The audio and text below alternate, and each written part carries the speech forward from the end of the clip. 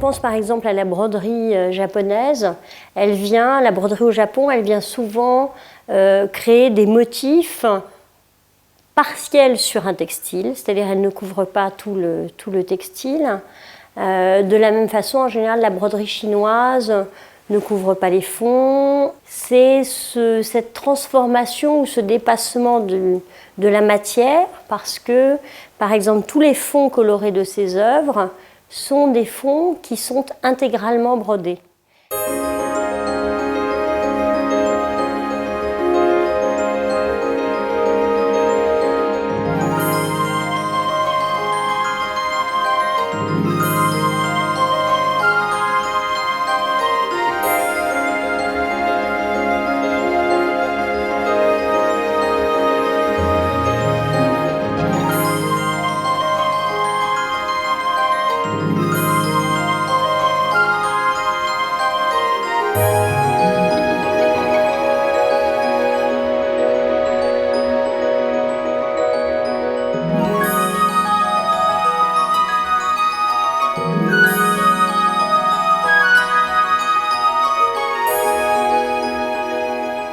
La France, c'est plutôt, historiquement, ça a été un très grand pays pour l'histoire de la dentelle. Donc c'est des traditions assez différentes. Évidemment, avec la broderie, on amène plus de couleurs. Et c'est pour ça que dans un premier temps, quand nous avons parlé de l'exposition, on a évoqué le thème de la peinture de soie, la peinture à l'aiguille, comme on dit, parce qu'on le voit, Madame Sonn reproduit aussi des peintures anciennes, elle les transcrit par le biais des fils de soie.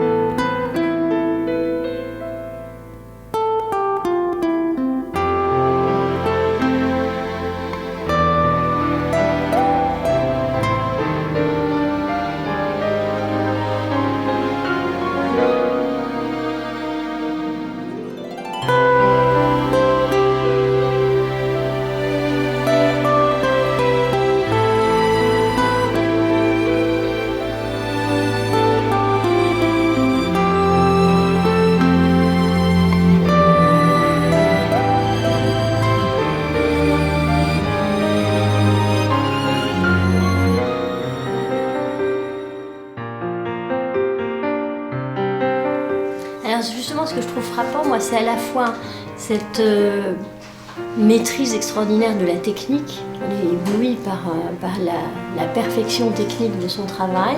Et puis aussi chez elle, une capacité à dépasser cette tradition dans une réinterprétation assez libre. Aussi dans des jeux parfois presque un peu décalés sur les images qu'elle choisit de retranscrire en broderie. On sent une créativité extrêmement libre qui s'exprime aussi dans ses bijoux, qui sont, je trouve, parmi les choses les plus belles que j'ai vues dans ce domaine depuis très longtemps.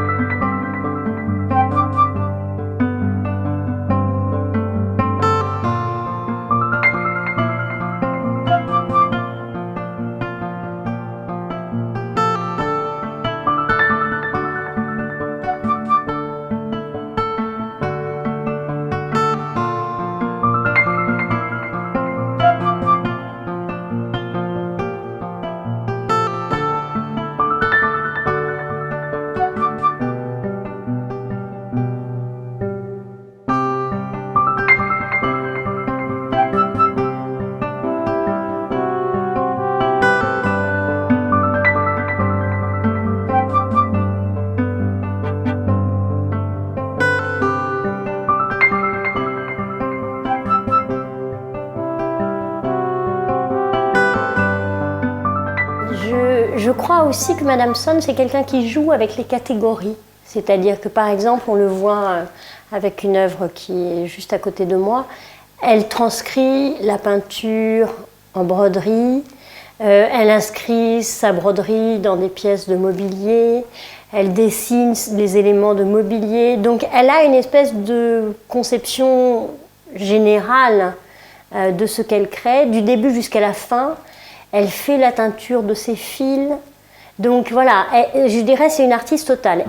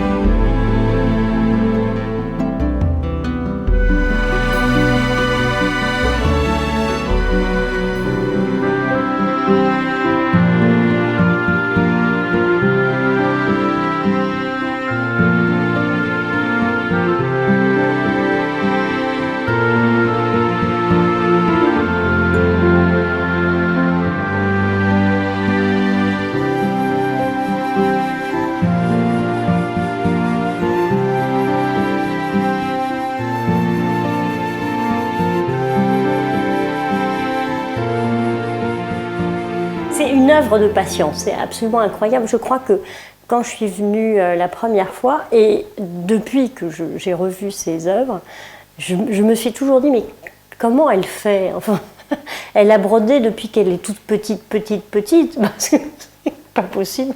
C'est ça qui est très impressionnant. On a l'impression qu'il y a une sorte de production comme ça, continue, c'est-à-dire que toute sa vie doit passer dans le fil de soie.